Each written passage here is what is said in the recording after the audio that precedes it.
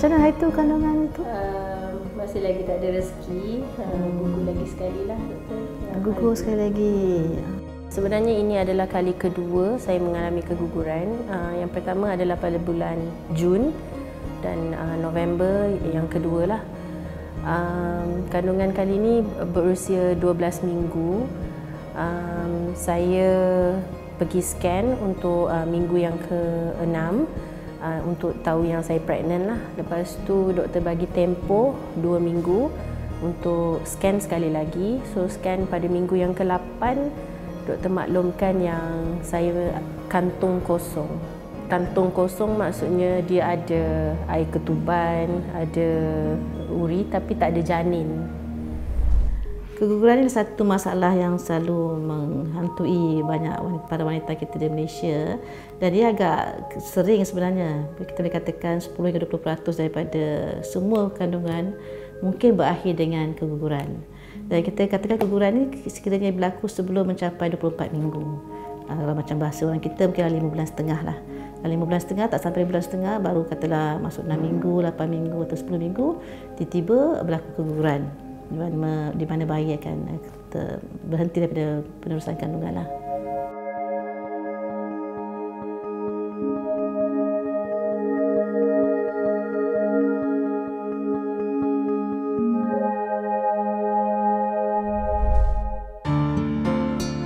Punca-punca keguguran berlaku ni ada berbagai-bagai sebab lah. Boleh dikatakan sebab yang paling common atau paling sering adalah kerana kegagalan ataupun kelainan kromosom. Maksudnya ketika benih lelaki dan benih perempuan bercampur tu mungkin terdapat kelainan kromosom, jadi menyebabkan dia akan kandungan tu berakhir dengan keguguran. Masalah-masalah lain mungkin terjadi sebabkan jangkitan kuman. Kadang-kadang ibu tu terkena jangkitan kuman semasa mengandung, sama ada beliau sedar ataupun tak sedar. Ya, antara jangkitan kuman yang kita biasa dengar contohnya toxoplasmosis, sifilis, ya, rubella. Sebab yang ketiga lah sebab kelainan rahim. Maksudnya wanita tu sendiri lahir dengan keadaan rahim dia dalam keadaan yang berlain daripada yang normal. Bila kita lihat di sini, rahim kita ya, rahim kita kecil je kat sini ya. Rahim ini rahim yang normal ya. Kedudukan dia begitu ya. Tapi ada sekarang wanita rahim dia ada double, ada dua. Ya, kita panggil dia bicornuate uterus, ada dua sini ya. Jadi bila dia ada dua macam tu, dia ada satu lagi kat sini. Dia menyebabkan dia punya ruang tu bayi tu membesar sempit. Jadi bayi senang gugur ya. Sebab-sebab lain adalah seperti jika ada kelainan segi tumbuhan, apa yang kita panggil fibroid ya, dalam rahim ni menyebabkan ruang untuk bayi membesar dalam rahim itu jadi sempit, dan itu juga penyebab keguguran berlaku. Sebab-sebab lain adalah seperti jika kita lihat di sini adalah pangkal rahim kan. Pangkal rahim ni menahan kandungan selama 9 bulan supaya tidak keluar ya. Tapi ada kalanya pangkal rahim menjadi lemah disebabkan oleh faktor tertentu. Mungkin secara kongenital, ibu tu mempunyai pangkal rahim yang lemah ataupun ibu pernah membuat sebarang pembedahan di bahagian pangkal rahim ni.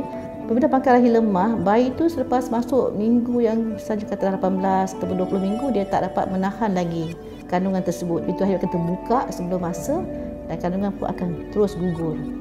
Ada juga masalah lain seperti sekiranya ibu itu mempunyai penyakit tertentu seperti penyakit kencing manis, biasanya kencing manis lah.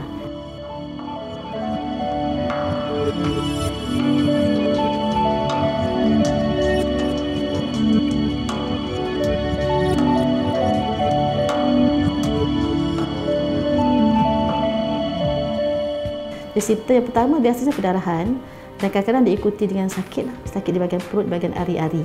Ini simptom yang kebiasaan. Ada kalanya pesakit akan mengadu bahawa dia ada keluar sesuatu. Kadang-kadang dia keluar janin tersebut. Jadi kita biasanya minta pesakit sekiranya ada apa-apa yang keluar, bawa ke hospital. Jadi kita nak confirmkan, pastikan adakah janin tersebut telah keluar semua. Masa awal kehamilan tu tak ada apa-apa, okey.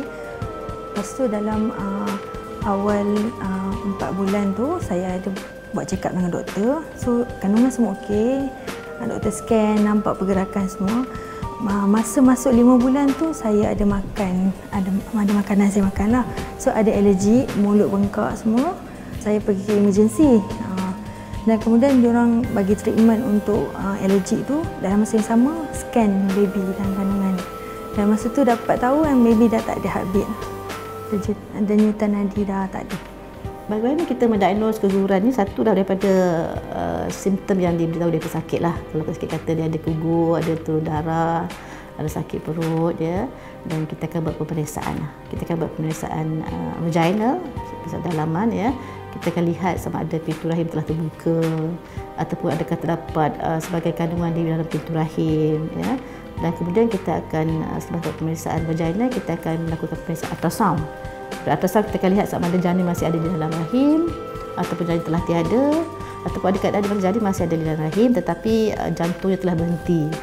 Jadi bila kita membuat semua pemeriksaan ini, pemeriksaan vaginal dan juga pemeriksaan ultrasound, kita boleh membuat satu diagnosis lah kepada pesakit sama ada dia mengalami keguguran. Sebab alergi tu macam saya tergerak hati untuk pergi hospital. Kemungkinan bayi itu dah meninggal dalam seminggu sebab dia dah agak gelap warna dah. Sebab keguguran ada banyak jenis, sama ada dia bagi keguguran yang sepenuhnya atau keguguran separuh, ataupun dia cuma terancam untuk gugur, ataupun apa yang kita panggil sebagai keguguran di mana bayi telah meninggal di dalam tapi masih belum keluar.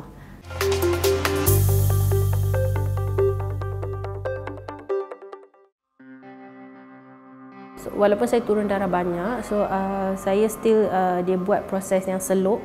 So bila dia dah buat proses tu, bila dia scan sekali lagi, masih ada lagi di tengah-tengah rahim.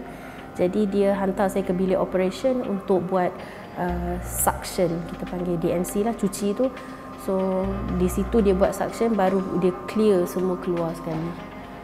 Sekiranya pesakit tu gugur separuh, maksudnya sebahagian telah gugur tapi sebahagian masih tinggal dalam rahim, biasanya mereka akan mengadu pendarahan yang agak banyak dan kita perlu rawat dengan segera.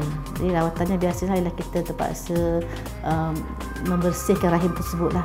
Pesakit terpaksa melalui bius dan pergi ke ruang pembedahan dan kita akan cuci rahim tersebut. Cuci perkataan yang biasa digunakan supaya kita membersihkan rahim tersebut daripada sebarang tinggalan daripada kandungan tersebut.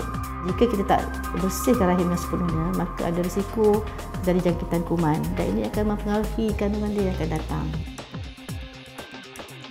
Jenis yang di mana bayi itu sebenarnya ada dalam kandungan lagi tetapi jantung telah berhenti. Biasanya pesakit yang macam ni dia tak ada banyak turun darah cuma sikit, kadang-kadang berwarna perang ya.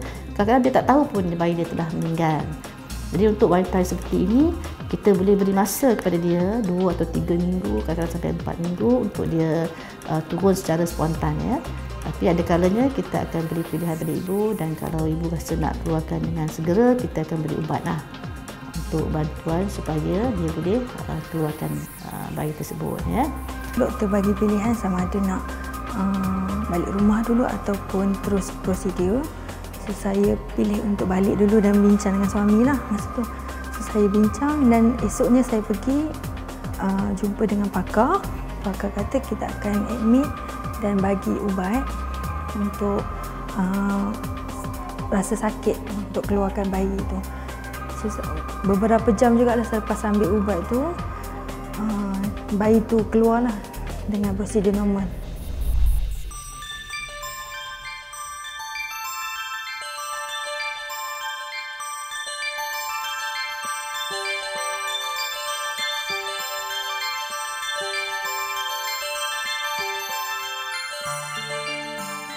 Okey, ada pesakit yang datang berjumpa saya dan bertanyakan tentang setengah-setengah makanan yang mereka fikir mungkin menjadi penyebab kepada keguguran berlaku. Ya. Jadi mereka kata dengan sebab mereka makan nanas atau makan makanan seperti tapai dan mereka bahagikan makanan-makanan sejuk, ada makanan panas, ada makanan tajam dan sebagainya.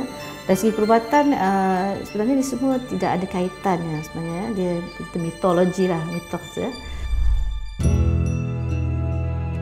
Postpartum syndrome lepas keguguran tu adalah di luar kawalan kita sebenarnya. Saya sendiri mengalami pada keguguran yang pertama, di mana bila kita duduk, kita akan menangis, kita tengok orang pun kita menangis, dia akan datang secara tiba-tiba. Tapi satu yang saya boleh nasihatkan adalah untuk kita sentiasa kuat, dan sokongan suami adalah sangat penting. Sebab dia memerlukan seseorang yang ambil tahu pasal dia, caring dengan dia. Dia tak boleh seorang-seorang. Untuk yang mengalami keguguran, memang dia ada rasa sedih lah, dia ada peringkat yang memang terlampau sedih dan rasa dah tak ada, dah putus asa kan. Tapi sebenarnya tak boleh, kita kena positif, ada rezeki tu insya-Allah. Selepas keguguran, kita galakkanlah sekiranya ada lebih kurang 3-4 bulan masa bertenang lah itu, masa untuk ibu tu membina semula diri dia. Sebab keguguran bermaksud kita akan kehilangan darah. Bukan juga setakat kehilangan darah, tapi perasaan dia, emosi dia mungkin terganggu, jadi dia makin masa kesedihan, dan kita faham semua tu. Tapi kita masih harap supaya kita pesakit dengan masa 3 atau 4 bulan ataupun 6 bulan sebelum mereka cuba untuk mengandung semula. Ini kerana sekiranya terlalu cepat pun kadang-kadang keguguran tu boleh berlaku sekali lagi. Jadi kita nak pastikan janin rahim tu telah sembuh sempurna, ibu pun telah bersedia, telah sihat, emosi telah stabil, barulah kita galakkan mereka untuk mengandung semula.